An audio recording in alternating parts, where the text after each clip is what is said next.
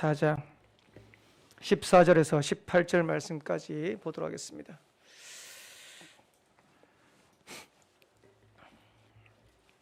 여호수아서 24장 14절에서 18절 말씀까지 우리 다 차이였으면 저와 여러분들이 한 목소리로 합독하도록 하겠습니다. 같이 읽겠습니다. 그러므로 이제는 여호와를 경외하며 온전함과 진실함으로 그를 섬기라. 너희의 조상들이 강 서쪽에서 애굽에서 섬기던 신들을 치워버리고 여호와만 섬기라. 만일 여호와를 섬기는 것이 너희에게 좋지 않게 보이거든 너희 조상들이 강 저쪽에서 섬기던 신들이든지 또는 너희가 거주하는 땅에 있는 아모리 족속의 신들이든지 너희가 섬길 자를 오늘 택하라. 오직 나와 내 집은 여호와를 섬기겠노라 하니 백성이 대답하여 이르되 우리가 결단코 여호와를 버리고 다른 신들을 섬기기를 하지 아니하오리니 이는 우리 하나님 여호와께서 친히 우리와 우리 조상들을 인도하여 애굽 땅 종되었던 집에서 올라오게 하시고 우리 목전에서 그 큰 이적들을 행하시고 우리가 행한 모든 길과 우리가 지나온 모든 백성들 중에서 우리를 보호하셨음이며 여호와께서 또 모든 백성들과 이 땅에 거주하던 아모리 족속을 우리 앞에서 쫓아내셨음이라. 그러므로 우리도 여호와를 섬기리니 그는 우리 하나님이심이니이다 하니라. 아멘. 이 시간에는 3구역 우리 하나님 앞에 특성으로 영광 돌린 이후에 말씀 나누도록 하겠습니다.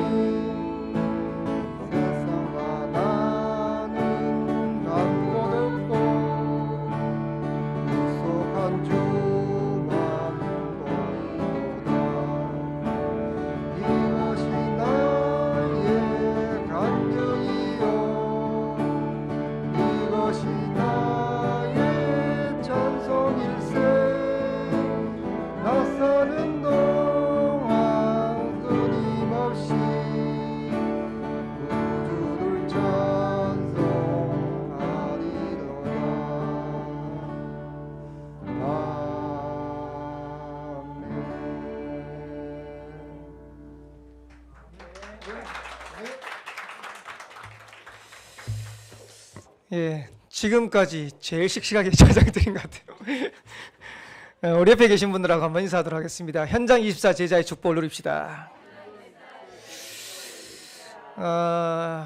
이제는 임마누엘 원장교회가 조금 교회다워지는 것 같습니다. 근데 조금 기도가 되는 거는 코로나19가 확산이 안 돼야 되는데 지금 곳곳에서 지금 코로나19가 점점점 확산되고 있어서 많이 기도가 필요하다 이런 생각이 들고요.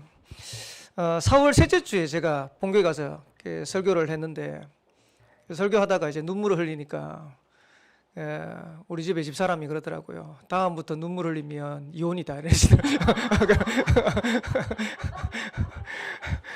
설교자가 이제 냉정하게 해야 되는데 모르겠어요. 그게 참 코로나 시기에 이렇게 예배 드릴 수 있다는 자체가 또 감사하기도 하고 또 한편으로 안타깝기도 하고 이래서 참 이래 눈물이 났던 것 같기도 하고 또 교회에서 이제 본교 같은 경우는 또 내려오니까 이러더라고요. 목사님 갱년기입니까? 이러더라고. 갱년기 되면 눈물이 자꾸 나는데 갱년기냐고 그런 건 아니고 하나님 주신 눈물이라고 생각되어지고 진짜 이게 지금 눈물을 흘려야 돼요. 지금 이 시대는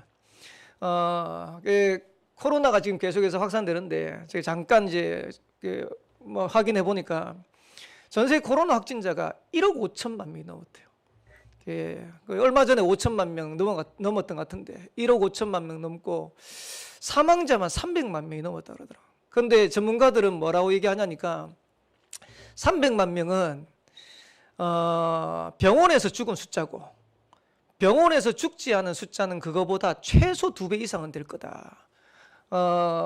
일본의 통계를 냈는데 일본은 이렇게 얘기하 전문가가 10배 이상일 거다. 지금 일본에서 사망자 통계 낸 그 숫자에 10배 이상일 거다. 왜냐니까 병원에 와가지고 확진 판정 안 받고 죽은 사람이 그만큼 많답니다.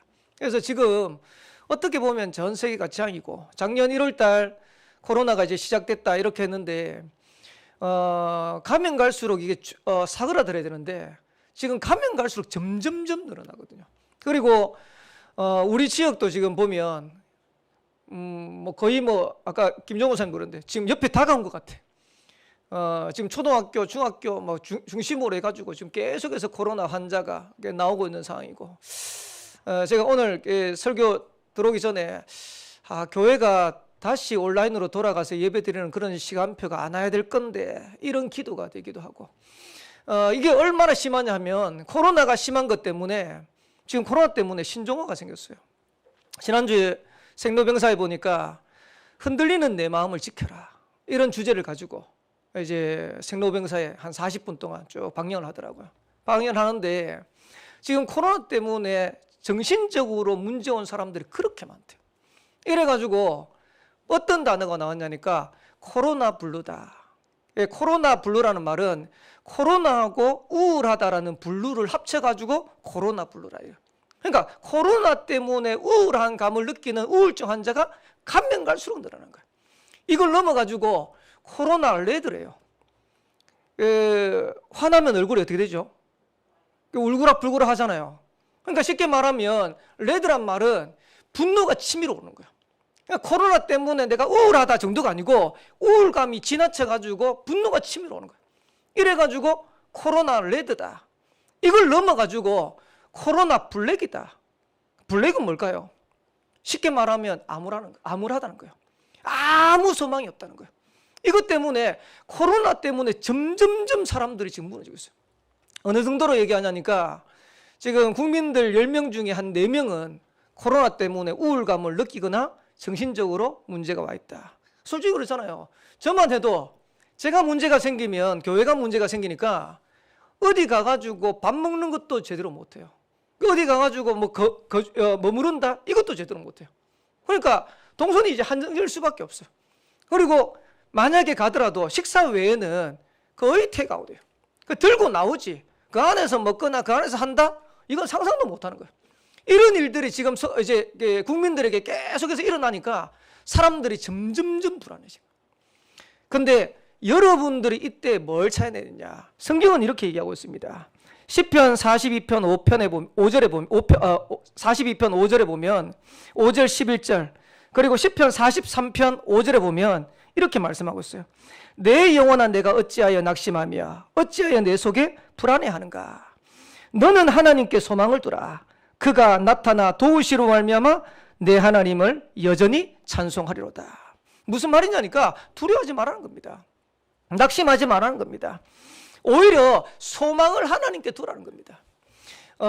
지금 코로나를 보고 현장을 보면 우리는 불안해하고 낙심할 수밖에 없는 상황인데 그 상황을 보지 말고 내 소망을 하나님께 둬라. 저와 여러분들이 코로나 때문에 어려운 게 아니고요. 코로나 때문에 하나님을 바라보고 코로나 때문에 복음에 집중하고 코로나 때문에 정말로 하나님 앞에 집중한다면 오히려 하나님이 그 속에서 어마어마한 응답과 축복을 저와 여러분의 현장에 주시라고 확신되어집니다.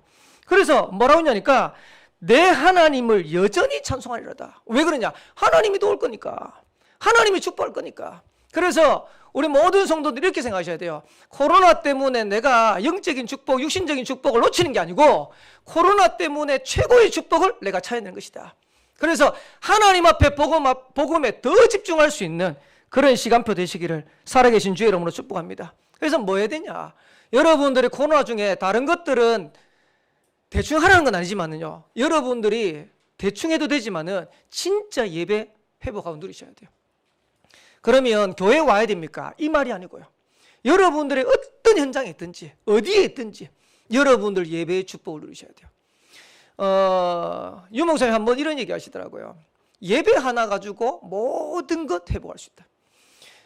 코로나 중에도 저와 여러분들의 올바른 예배의 축복을 누린다면 하나님은 힘주실 줄 믿습니다. 하나님은 저와 여러분들을 위로하실 줄 믿습니다. 그리고 저와 여러분들이 그 하나님의 은혜와 응답을 누리게 될 줄 믿습니다. 그래서 예배는 뭐냐? 신앙생활의 종합 선물 세트다. 그래서 여러분들이 진짜 코로나를 통해 가지고 예배 회복하면 하나님이 예배 안에 있는 어마어마한 축복을 자꾸 누리게.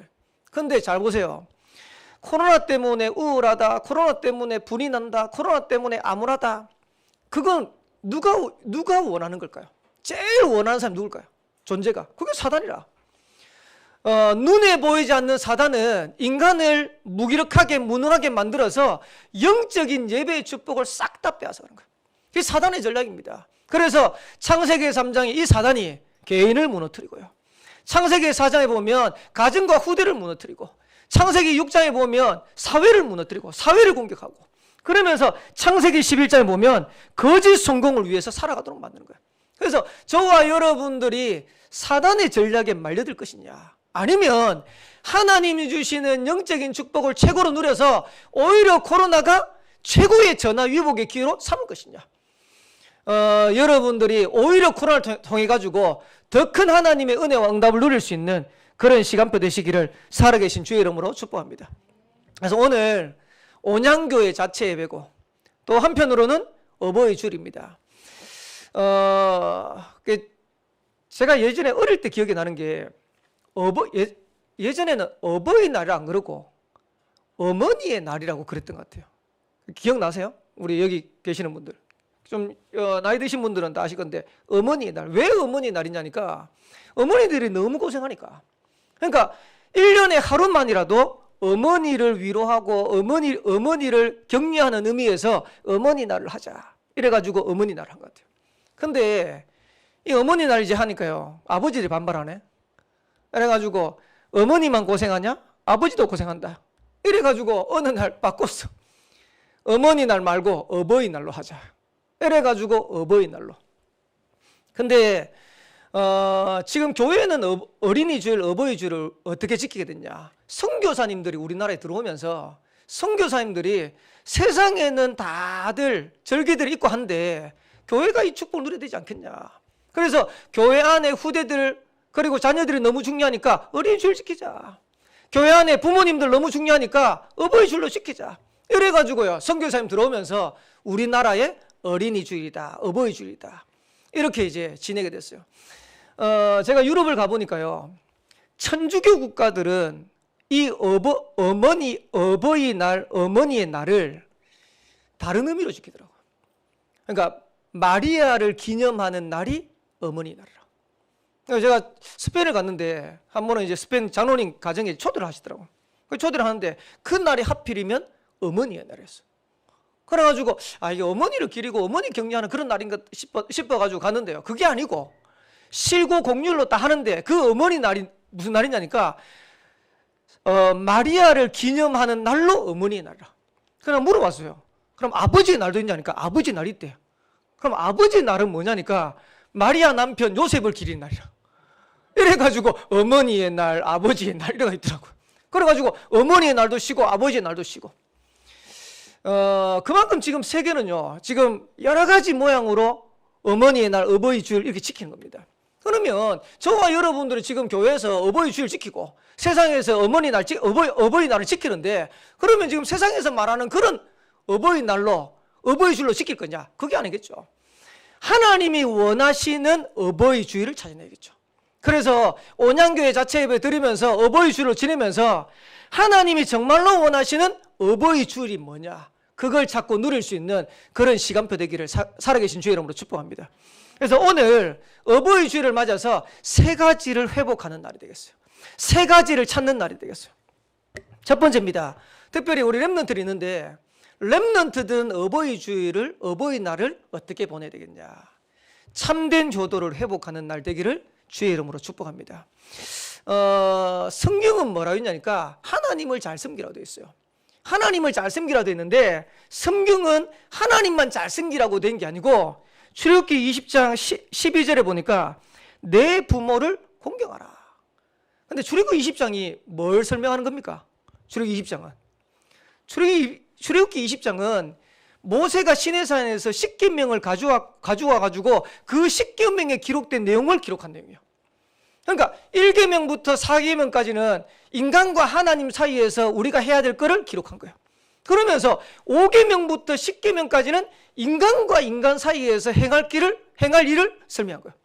근데 신기하죠. 5계명에서 10계명에 인간 사이에 할 도리 중에서 가장 첫 번째가 뭐냐? 내 부모를 공경하라. 근데 성경에는요, 내 부모를 공경하라 그렇게만 얘기 안 했고 그 다음에 중요한 얘기를 했어요. 뭐라고 되어 있냐니까 그리하면 내 하나님 여호와가 내게 준 땅에서 내 생명이 길리라. 쉽게 말하면 인간된 도리의 가장 기본이 되는 효도, 부모를 공경하는데 그 부모를 공경하는 자에게 하나님은 이 땅에서 승리하는 비밀을 주시겠다는 겁니다. 그러니까 많은 렘넌트들이 착각해요. 많은 사람들이 뭐라 하냐니까 나는 성공하고 싶고 오래 살고 싶고 많은 축복 누리고 싶다 이러는데 인간된 도리는 안 해요. 그러니까 하나님이 사람을 축복하시는데 그 인간된 도리 중에 가장 기본이 되는 게 효도라. 예전에 뭐 얘기는 많이 들었을 겁니다. 메시지도 유목사님 하셨으니까. 옛날에 임금이 신하를 뽑을 때요, 제일 먼저 보는 게 있잖아요. 그 사람이 효자냐 아니냐 그거부터 봐요.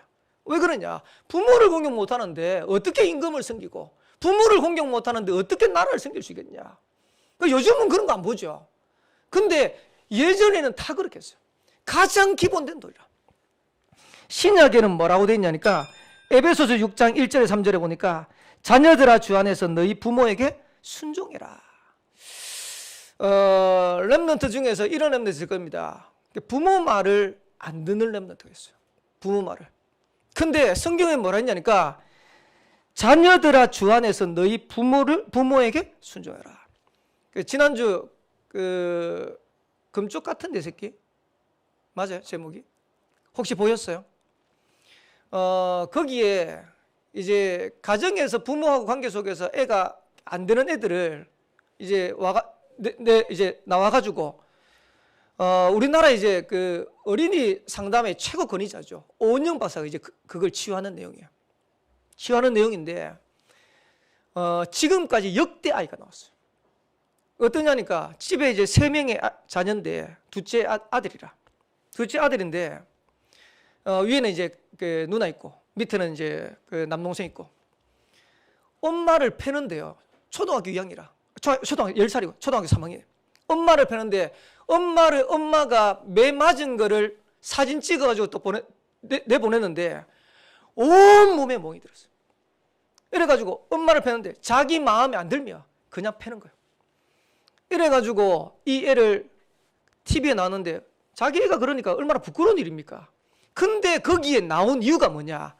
자기가 살고 싶어 나왔대. 어릴 때는 그나마 힘으로도 제압해가지고 하겠는데 아이가 점점점 크면서 지금 3학년이 되니까 도저히 이 아이를 제압할 수가 없다는 거야. 어떻게 할 수가 없다는 거야. 근데 그 아이의 문제가 뭐냐? 엄마의 말을 무조건 부정하는 거야. 엄마를 공격하기 시작하는 거야. 이러면서요, TV에서 나오면 안 되는 쌍욕을 하는 거야, 엄마한테. 걔 이래가지고 엄마한테 욕을 먹게. 이래가지고 나중에 엄마가 그걸 말리니까 엄마 바지에다가 오줌을 싸버려. 엄마가 이제 자기 요구대로 안 들어준다고. 이러고 나중에는 폭력질 쓰고 심지어는 칼 이런 거 가지고요, 엄마를 위협하고. 지금 심각한 아이들 현장이 너무 많아요.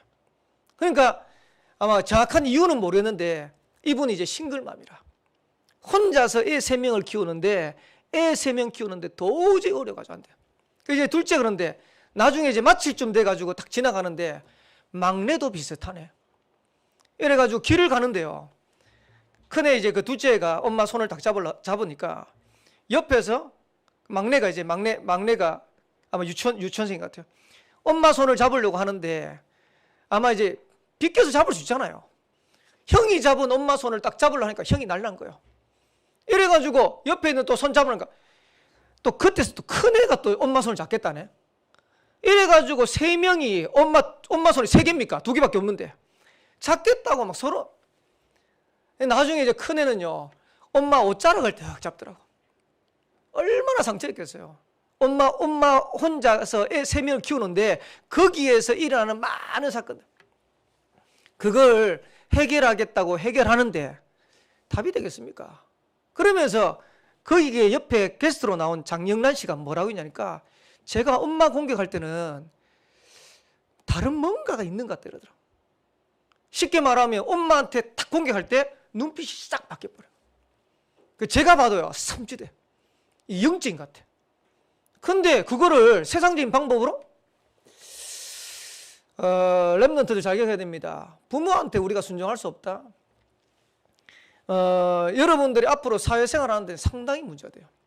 그래서 어떤 사람들은 뭐라 하냐니까, 대학은 안 가도 사회에서 성공할 수 있지만은 만약에 부모 말을 못 듣는다, 거역한다, 사회생활 어려워요.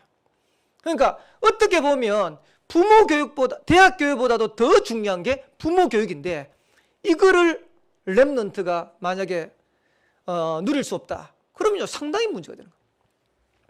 그러면서 에베소서 6장 2절에 이렇게 얘기했죠. 내 아버지와 어머니를 공경하라. 이것이 약속 있는 첫 계명이니 이로써 내가 잘되고 땅에서 장수하리라. 똑같이 약속했어요. 네가 부모에게 순종하고 네가 부모에게 효도하면 네가 땅에서 잘되고 장수하는 복을 하나님 주시겠다는 겁니다. 그러면 저와 여러분들 랩런트들이 찾아내는데, 그러면 참된 효도가 뭐란 말입니까? 불신자들이 말하는 효도는 뭘까요? 불신자는 말하는 효도는 그러니까 부모에게 잘하고 부모 잘 섬기고 그게 효도라. 근데 성경에서 말하는 효도는 그게 아니라. 그래서 랩런트들은 성경에서 말하는 효도를 찾아야 돼요. 그러면 성경에서 말하는 효도는 뭐냐? 3가지입니다. 여러분들이 복음 안에서 정말로 성공하는 거, 그게 성경에서 말하는 효도라. 그리고 여러분들의 가문을 영적으로 세우는 것이 성경에서 말하는 효도입니다. 그러면서 3번째로는 부모님이 복음의 축복을 누리게 하는 것이 성경에서 말하는 효도입니다. 무슨 말이냐? 복음 안에서 성공하는 것이 성경에서 말하는 효도인데, 랩런트 7명 보세요. 랩런트 7명은요 전부 다 성공했어요. 무슨 말이냐니까, 복음 없으면 성공할 수 없고, 복음 없이 성공한다, 나중에 반드시 문제 와요. 요번에 아마 이번 주에 그 인터넷 기사 같은 거 보신 분들은 알겠지만은, 오늘 아침에 우리 유목사님도 일부 예배장 빌 게이츠 자산은 많이 했죠. 기부는 많이 했죠. 근데 요번 주에 이혼을 공식적으로 발표했어요. 그러니까 어마어마하게 성공했어요. 어마어마한 돈을 가지고.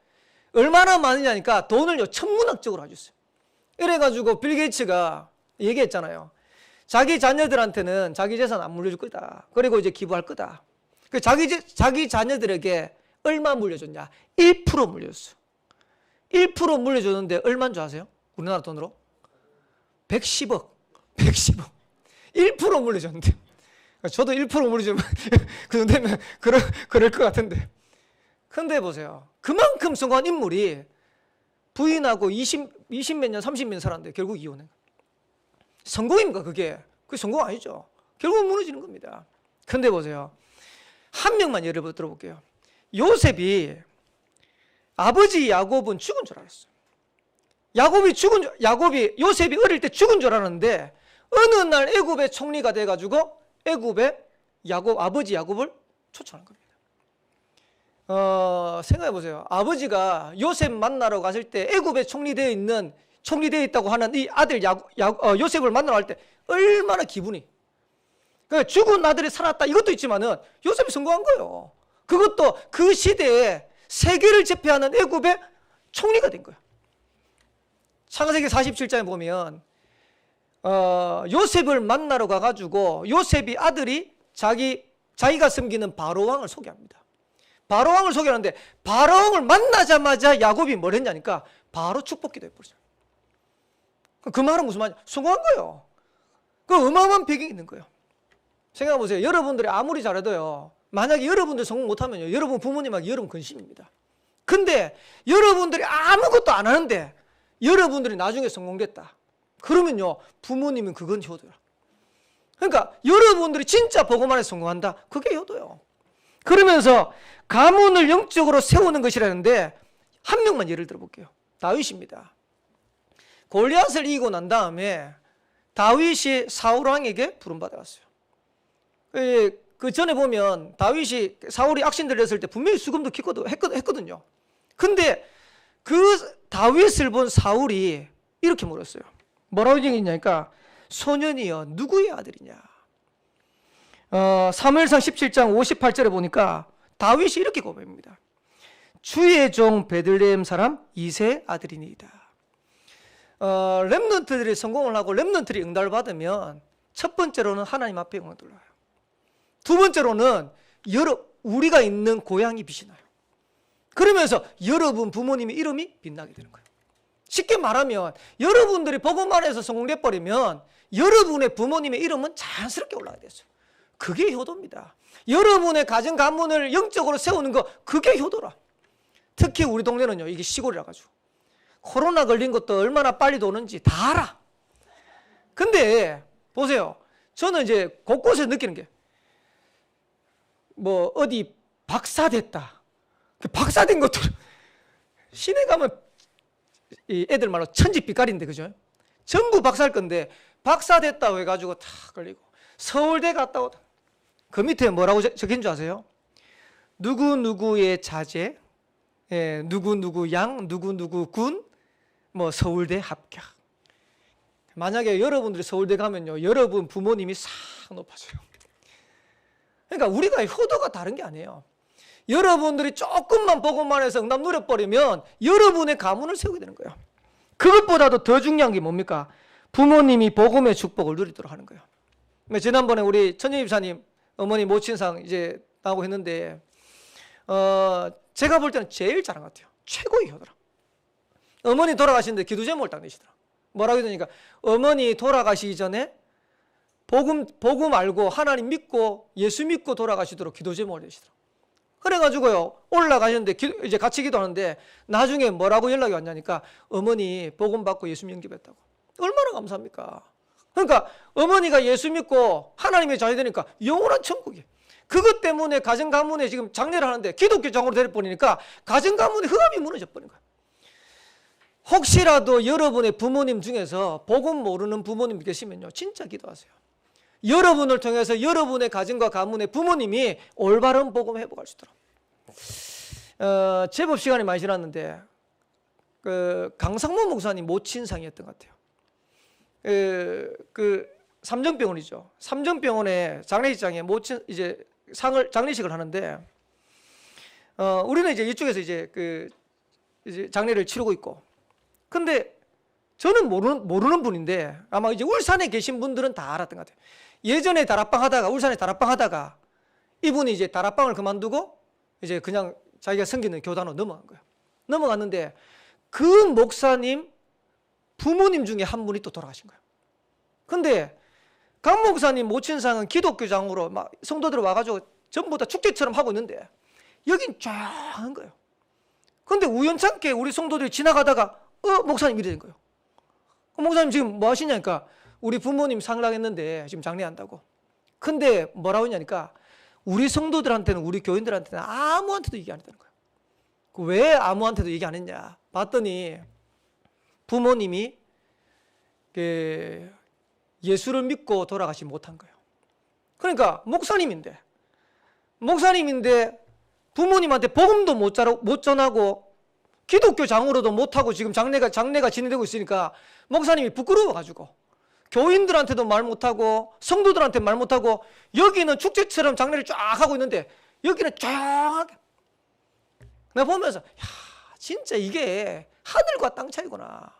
우리 가정과 가문에 복음의 언약이 전달된 거하고 우리 가정과 가문에 복음의 언약이 전달 안 된 거하고는 완전 달라요. 저와 여러분들의 가정과 가문 렘넌트들이 진짜 부모에게 효도하는 게 뭐냐? 여러분의 부모님에게 복음의 언약이 전달되도록 하는 거. 그게 최고의 효도예요. 그거 찾아내셔야 돼요. 아마 여기 있는 렘넌트는 그런 렘넌트는 없을 거예요. 근데 여기에 계시는 우리 성도님들 중에서 혹시 여러분의 부모님들 중에 그런 분 계시면 기도하세요. 여러분의 부모님에게 올바른 복음의 언약이 전달될 수 있는 참 효도할 수 있도록 그거 찾아내는 어버이 주일 되시기를 살아계신 주 여러분으로 축복합니다. 그러면 두 번째로 부모된 우리 성도들은 뭘 찾아내야 되느냐? 오늘 제목입니다. 믿음의 유산을 여러분의 자녀들에게 남기는 겁니다. 그럼 렘넌트들은 이거 안 붙잡으면 되겠네요. 아닙니다. 여러분들도 언젠가는 부모 돼요. 여러분들도 언젠가는 결혼하고 여러분도 언젠가는 가정을 이루게 됐어요. 그러면 우리 부모들은 여러분의 자녀들에게 여러분 후대들에게 렘넌트에게 뭘 남기고 갈 것이냐? 평생 신앙생활 했는데 남기고 가는 게 있어야 될 거 아닙니까? 오늘 유목사님도 그러잖아요. 효도하라 뭐 하라 이게 또 중요하지만은 우리가 뭘 남기고 갈 거냐 그거 중요하다고. 그러면 여러분들의 평생의 신앙생활 하면서 뭘 남기고 갈 겁니까? 오늘 본문에 보면 여호수아가 하나님 앞에 부름받을 것을 아는 거예요. 쉽게 말하면 여호수아 임종 직전입니다. 임종 직전에 여호수아 24장에 보면 세겜이라는 땅에다가 이스라엘 백성들 전체를 모았어요. 전체를 모아놓고 뭐라고 얘기하냐니까 지금까지 이스라엘 백성들에게 우리에게 행하신 하나님의 구원의 역사를 쫙 설명한 거예요. 쉽게 말하면 아브라함을 부르셔가지고 아브라함을 구원받은 하나님 자녀로 부르시고 그러면서 야곱이 애굽에 이주한 것, 애굽의 재앙에서 출애굽한 것, 그러면서 홍해를 걷는 것 이런 얘기들을 쫙 하는 겁니다. 그러고 나면서 가나안을 정복한 얘기까지 나와요. 그게 1절부터 해서 13절까지. 그러면서 13절에 이렇게 얘기하고 있죠. 내가 또 너희가 수고하지 아니한 땅과 너희가 건설하지 아니한 성읍들을 너희에게 주었더니 너희가 그 가운데 거주하며 너희는 또 너희가 심지 아니한 포도원과 감람원의 열매를 먹는다 하셨느니라. 쉽게 말하면 수고하지 아니한 땅 그리고 건설하지 않은 성읍을 얻지 않았냐? 하나님께서 그렇게 축복하지 않았냐? 그러면서 너희가 심지도 않은 포도원과 감람원의 열매를 얻은 거 아니냐? 이런 하나님의 구원의 역사를 쫙 설명하는 거예요. 그러면서 얘기하는 겁니다. 14절에 뭐라고 했냐니까 그러므로 이제는 중요한 얘기를 이제 전달하는 거예요. 뭐라고 얘기했냐니까 여호와를 경외하며 온전함과 진실함으로 그를 섬기라. 너희의 조상들이 강 저쪽과 애굽에서 섬기던 신들을 치워버리고 여호와만 섬기라. 하나님의 구원의 역사 광야 40년 동안 완벽하게 인도하시고 가나안을 정복한 거 봤지 않냐? 그러니까 너희들이 보고 믿었던 보고 섬겼던 애굽의 모든 우상을 제버리고 여호와만 섬기라. 이렇게 얘기하고 있어요. 그러면서 15절에 이렇게 얘기했어요. 만일 여호와를 섬기는 것이 너희에게 좋지 않게 보이거든 너희 조상들이 강 저쪽에서 섬기던 신들이든지 또는 너희가 거주하는 땅에 있는 아모리 족속의 신들이든지 너희가 섬길 자를 오늘 택해라. 여호와만 섬기라고 얘기하면서 만약에 너희가 섬기는 그 하나님이 좋지 않게 보이거든 너희가 오늘 섬길 자를 택하라는 거예요. 그러면서 여호수아가 믿음의 고백을 한 겁니다. 뭐라고 고백하냐? 오직 나와 내 집은 여호와를 섬기겠노라. 쉽게 말하면 지금 임종 직전에 임종을 앞두고 있는 여호수아가 이스라엘 모든 백성을 모아놓고 뭐라고 했냐니까 하나님께서 구원하셨고 하나님께서 광야를 지키시고 보호하셨고 가난을 정복하셨는데 하게 하셨는데 나는 그 여호와만 섬기겠다. 오직 나와 내 집은 여호와만 섬기겠다. 그 고백하는 거야. 여러분 부모님들 기억하세요. 여러분 자녀들에게 여러분들은 뭘 전달할 겁니까? 세상 거 전달할 겁니까? 사단이 준 12가지 그거 전달할 겁니까? 근데요, 요즘 부모님들 보면 예수 믿는다고 하면서 복음 안에 있는 축복 누린다고 하면서 알게 모르게 자녀들한테 다른 것 전달해요. 성경은 뭐라고 돼 있냐? 신앙생활의 중간은 없어요. 쉽게 말하면 하나님과 세상 중에 양자택일이지 중간은 없습니다.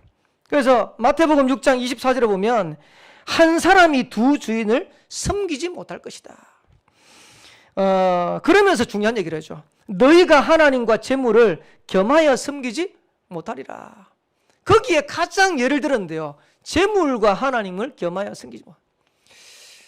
요즘 지금 이 시대에 살아가는 사람들의 가장 큰 문제가 뭐냐? 물질 만능주의라. 돈이 최고라. 그러니까 돈 앞에서는 하나님도 없어요. 돈 앞에서는 신앙생활도 없어요. 그런데 여러분들이 말은 안 하는데요. 자녀들은 다 알고 있어요.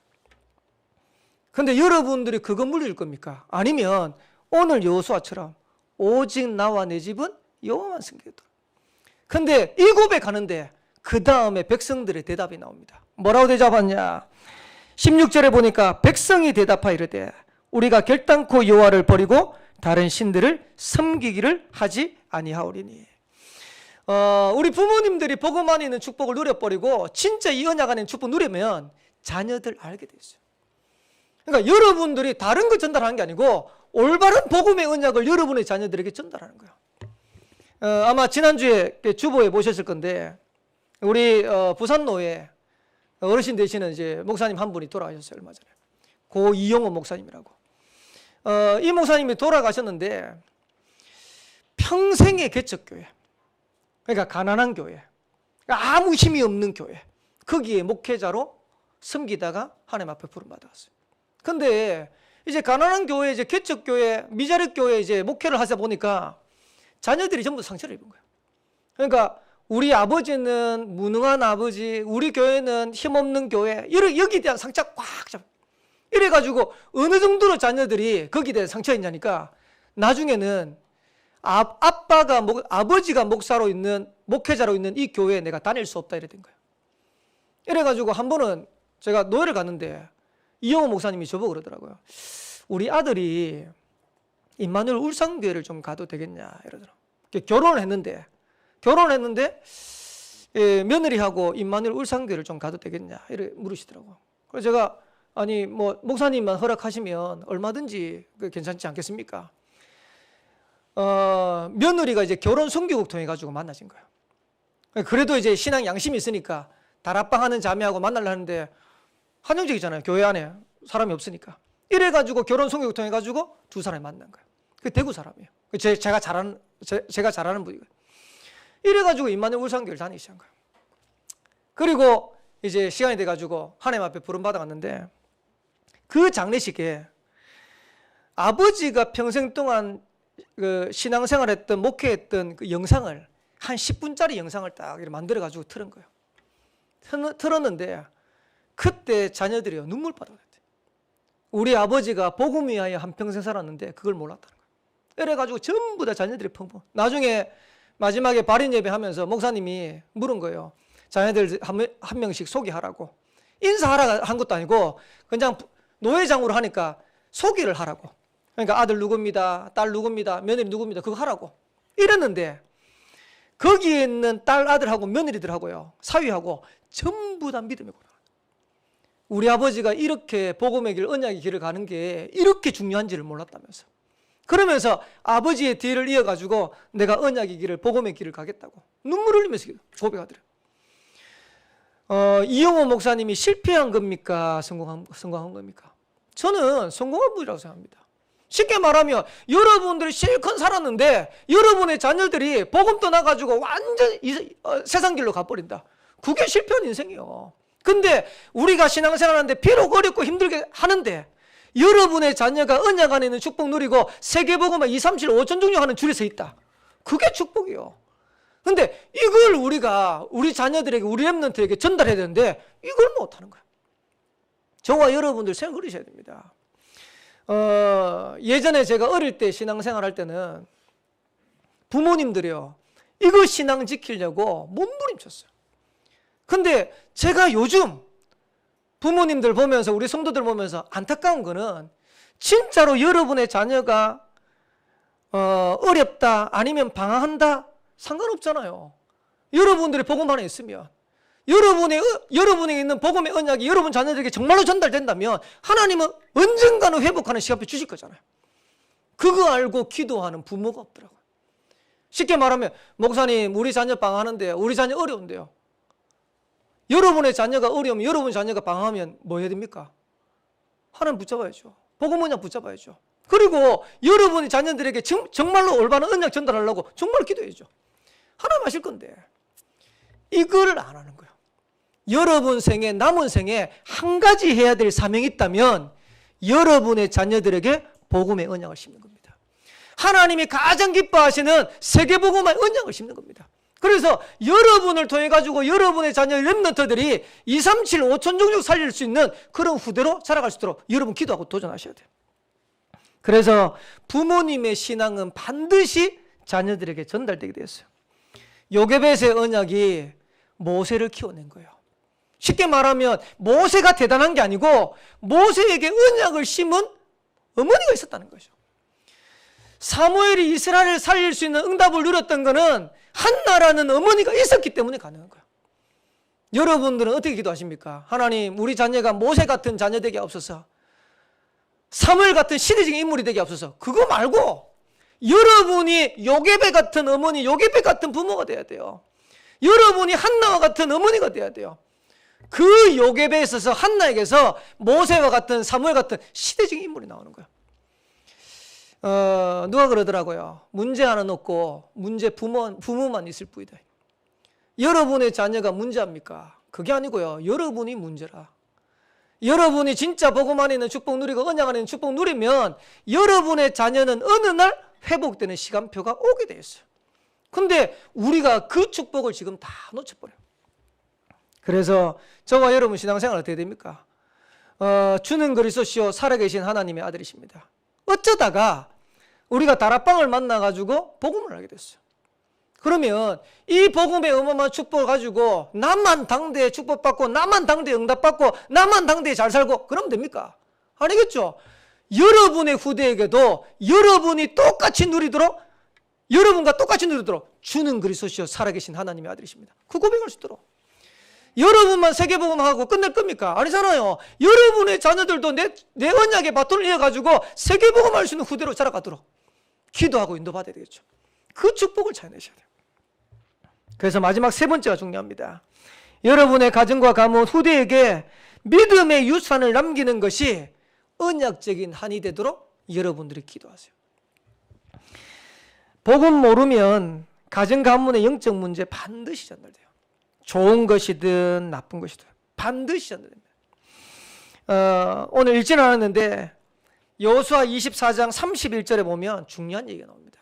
중요한 말씀이 나와요. 뭐라고 되어 있냐니까, 이스라엘이 여호수아가 사는 날 동안과 여호수아 뒤에 생존한 장로들 곧 여호와께서 이스라엘을 위하여 행하신 모든 일을 아는 자들이 사는 날 동안 여호와를 섬겼더라. 쉽게 말하면 여호수아와 여호수아를 아는 사람이 가고 난 다음에 이스라엘은 문제가 온 거예요. 그게 사사기입니다. 쉽게 말하면 이스라엘의 영적인 암흑기가 온 거예요. 여러분들이 여러분 후대들에게 올바른 언약의 비밀을 전달하지 못하면 여러분의 가정 가문에 어느 날 영적인 암흑기가 와버린 거예요. 하나님은 우리에게 어마어마한 복음을 줬는데 우리가 그런 실수를 하면 안 되겠죠. 유 목사님도 한번 그렇게 간증을 들었는데 14대를 조사를 한 거예요. 한 사회학자가. 두 가문을 비교해가지고 14대를 조사를 했는데, 하나는 맥스 죽스라는 무신론자입니다. 하나님 안 믿는 가문. 그리고 또 한 사람은 미국의 영적 대강석 운동을 일으켰던 조나단 에드워드 가문을 조사를 한 거예요. 조사를 했는데 일단은 두 가문의 자손 숫자부터 달라. 무신론자에는 맥스 죽스 가문은 후손이 560명 정도 돼요. 14대를 조사했는데. 그리고 난 다음에 조나단 에드워드 가문을 조사하니까 자손들이 1500명이라. 이래가지고 하는데요. 맥스 죽스 가문의 사람들입니다. 어떤 인물이 나오냐니까 그 중에 다수가 거지라. 쉽게 말하면 홈리스라. 그러면서 범죄자가요. 수많은 후손들 중에서 범죄자, 심지어는 그 중에 살인자도 나오고요. 그리고 알코올 중독자만 해도 수백 명이라. 그러면서 여자들 중에서 많은 숫자가 창녀도 나왔어요. 이제 그 사회학자가 뭐라고 조사를 했냐니까 맥스 죽스 가문의 후손들은 사회에 도움을 주는 사람이 후손들이 거의 없었대요. 쉽게 말하면 오늘 같으면 복지 대상이라. 감옥에 가고 고아원 가고 오늘 같으면 뭐 이런 식으로 국가의 도움이 없으면 안 되는 그런 가문이라. 반대로 하나님을 제대로 믿었던 조나단 에드워드 가문 같은 경우는 어떻게 됐냐니까 수십 명의 사람들이 교수도 나오고요. 그 교수 중에서는 대학 총장도 나오고 미국의 상하원 의원, 심지어는 주지사, 그리고 판사, 변호사 말할 것도 없고 의사. 거기에 많은 사람들의 숫자가 선교사님도 나오고 목사도 나오고 심지어는요 부통령까지 나왔어요. 별것 아닌 것처럼 보이죠? 아닙니다. 여러분들이 믿는 이 믿음 안에 있는 축복이 여러분 자녀들에게 그대로 전달돼요. 그러면 저와 여러분들이 가정과 가문을 살리기 위해서 어떻게 되겠습니까? 지금부터 여러분들이 오직 하세요. 뭘 오직 하냐? 다른 거 오직 하지 말고 오직 복음하세요. 오직 그리스도 하세요. 한번 해보세요. 지금 코로나 때문에 어려운데 어렵다고 생각하지 말고 복음 한번 붙잡으세요. 하나님은 저와 여러분의 가정과 가문을 살릴 수 있는 응답의 문들을 열어가리라고 확신되어집니다. 여러분들이 오직 복음, 오직 그리스도 하는데 그때 가정과 가문의 역사는 흑암이 무너지는 거예요. 특히 여러분 자녀들에게 복음의 언약이 심기도록 생을 거는 겁니다. 아까도 얘기했지만은 어제 유 목사님도 그런 표현하셨는데 전도학 때 후대 치유해야 되는데 하나님의 시간표가 반드시 있어요. 여러분의 자녀들을 두고 기도하는데 여러분의 자녀가 방황한다 아니면 여러분의 자녀들이 흔들린다 상관없어요. 여러분들에게 있는 이 복음의 언약을 두고 여러분들이 하나님 앞에 진짜 기도하면 어느 날 하나님이 후대를 치유하는 시간표를 반드시 주겠어요. 하나님의 시간표를 두고 여러분 생을 거는 겁니다. 잘 아는 얘기죠. 모니카의 기도. 어거스틴이라는 인물이 얼마나 타락하고 무너졌냐니까 창녀들하고 놀아날 만큼 완전 무너졌어요. 그것도 10대. 그러니까 이 모니카, 어머니 모니카가요. 이 아들 어거스틴을 위해서 기도하는데 10년간을 기도했어요. 10년간을 기도하는데 이제 응답이 없는 거예요. 이래가지고 이제 교회 가가지고 기도하는데 감독관이 왜 그렇게 울면서 기도하냐 이러니까 우리 아들이 돌아오지 않는데 10년 동안 지금 기도하는데 아들이 돌아오지 않는데 그때 암브로시우스라는 감독이 어머니 모니카에게 이렇게 얘기했어요. 눈물의 기도는 절대 망하지 않는다. 당신의 기도, 그 기도를 하나님이 반드시 들어서 역사하시는 시간표에 있을 것이다. 아니나 다를까 하나님이 어거스틴을 완전 돌이키는 완전 회심케 하는 그런 시간표를 주시고 무슨 말이냐 여러분의 자녀가 아닙니다. 여러분의 신앙입니다. 여러분들의 언약적인 한을 가지고 자녀들 두고 가정과 가문을 두고 기도하면 하나님은 여러분의 후대를 변화시키는 시간표를 주신 거예요. 여러분의 가정과 가문을 변화시키는 시간표를 주시는 거예요. 제가 그런 얘기 한번 들었죠. 제가 우리 자녀들 다 키우고 난 다음에 이런 생각이 들더라고요. 우리 부모님이 저 키우면서 굉장히 고생 많으셨겠다. 진짜 40살 넘어가지고 제가 깨달았다니까. 제가 군대를 갔는데요. 군대 이제 그 첫 휴가를 탁 나오니까 옆에 있는 우리 권사님이 저보고 그러더라고요.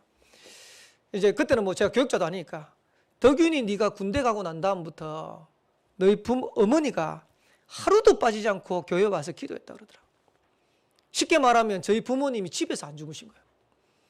그냥 교회 와가지고 아들 군대 갔으니까 힘들 거니까 아들을 두고 기도한 거예요. 근데 신기하죠. 군대 이제 신교대 6주 하고 난 다음에 마지막 훈련이 뭐냐 하니까 40km 군장 메고 행군하는 거예요.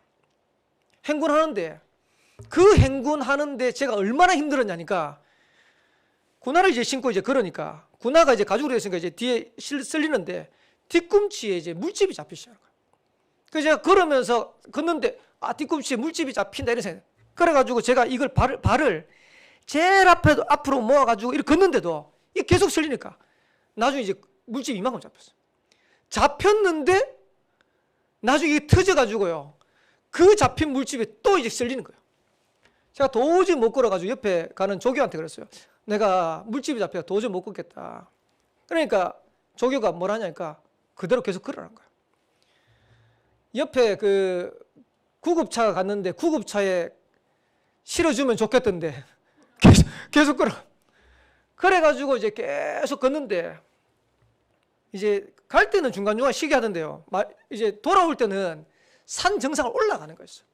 근데 중간에 세번이면 이제 못 올라가니까 조교들이 끝까지 걷게 하더라고. 끝까지 걷게 해가지고 정상에 딱 올라가니까 그제서야 5분간 휴식 그러다. 근데 제가 그때 딱 쓰러져요. 쉽게 말하면 최고로 긴장해가지고 뒤에는 물집 다 나가지고 이래가지고 걷다가 마지막까지 긴장하고 걷다가 마지막에 5분간 휴식하는데 제가 탁 쓰러져요. 이러니까 이제 제가 그때 기억이 나기를 제 동기들이 제 얼굴을요 싸대기를 막 때리더라고. 깨나라고. 더 깨나세요. 이러고. 근데 제가 이제 기절했으니까 못 일어난 거예요. 그러니까 이제 군장 풀고 헬멧 벗기고 그 다음에 이제 뭐 옷도 이제 상의 풀고 막 이래. 그리고 난 다음에 이제 하는데 이제 그 동기들이 옆에서 있으면서 자기들이 제 군장을 다 매주더라고요. 군장 매주고. 그리고 나중에는 총을 자기들이 들고 가겠다고 제 총을 뺐더라고요. 그냥 어렴풋이 기억나는 겁니다. 근데 제가 군인 정신이 있어가지고 총은 안 된다면서 그 기절했는 상황에서 총은 또 잡고 있었네. 이래가지고 10분간 휴식하는데 이제 5분간 휴식했는데 겨우 깨가지고 이제 걸은 거예요.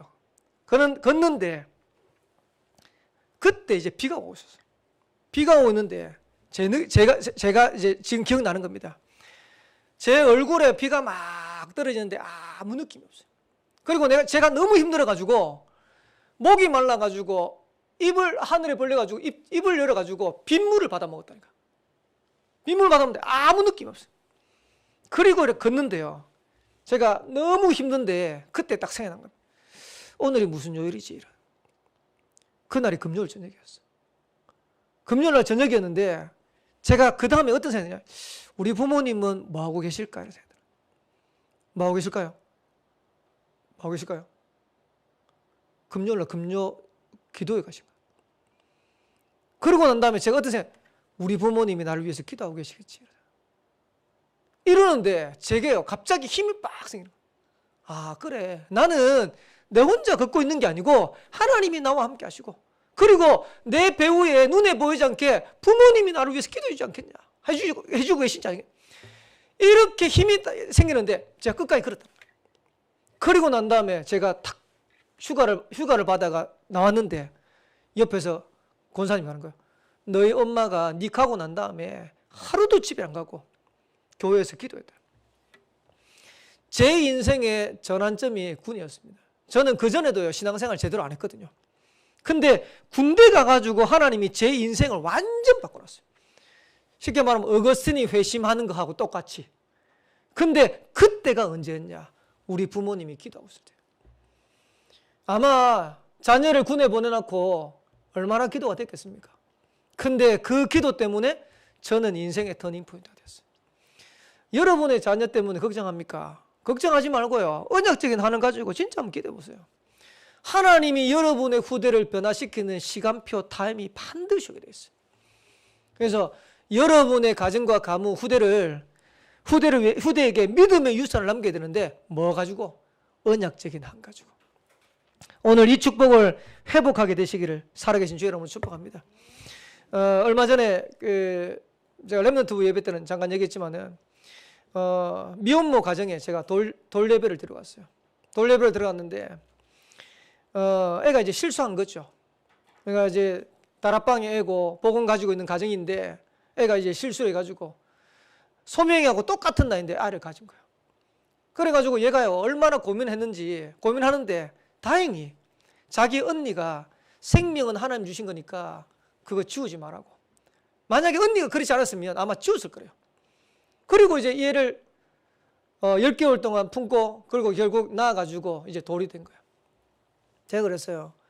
언약적인 한 가지고 아이에게 믿음의 유산을 남길 수 있는 어머니 되라. 22살짜리인데. 본인이 걸었던 실패하는 길을 가면 안 될 거 아닙니까? 그래서 언약적인 한이다. 네 실패한 거는 실수한 거니까. 그거는 하나님 앞에서 탁 복음과 붙잡고 진짜로 네 자녀에게는 네가 실패했던 그 길 가지 않도록 언약적인 한 가지고 믿음의 유산을 남기라.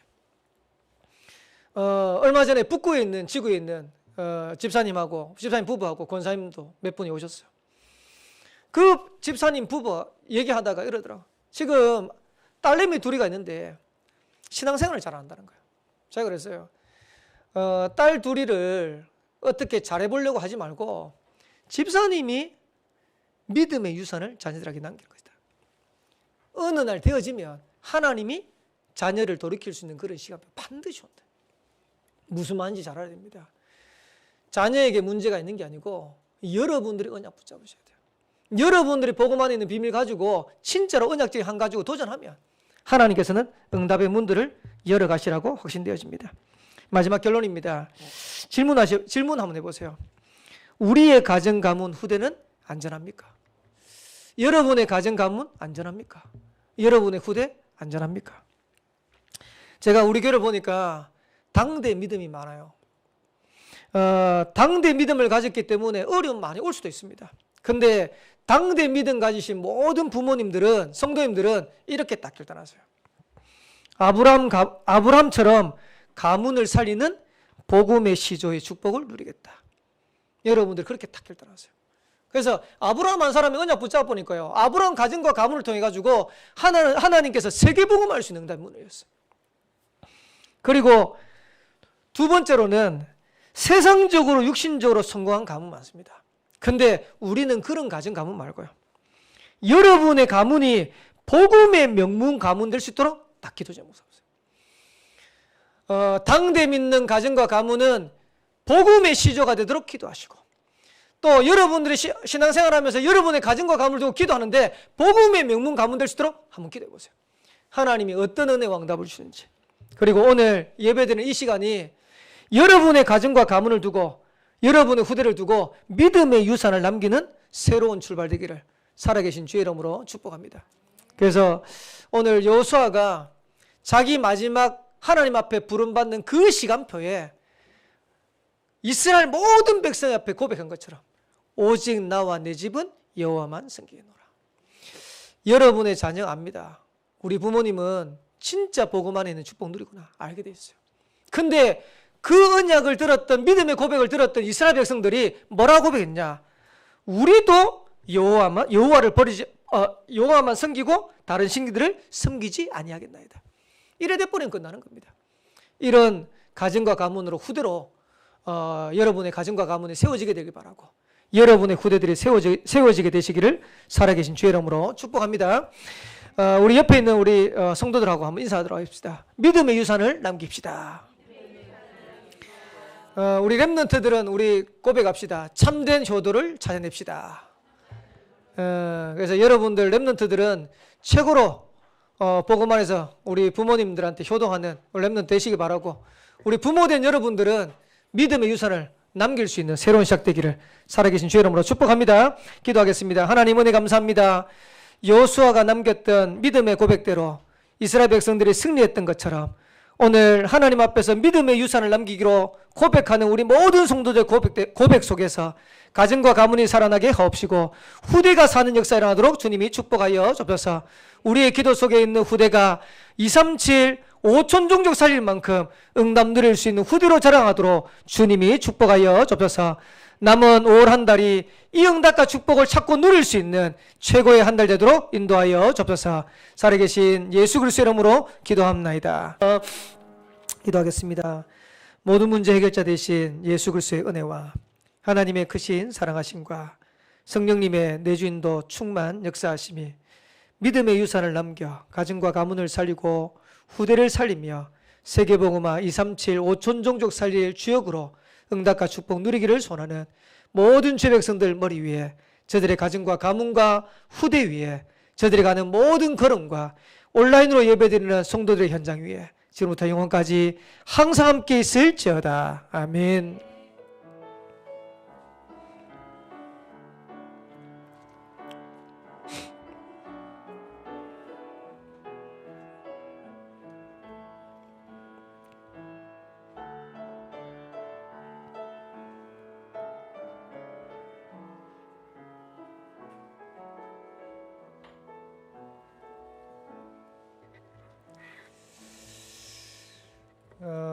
한 달이지만은 우리 가족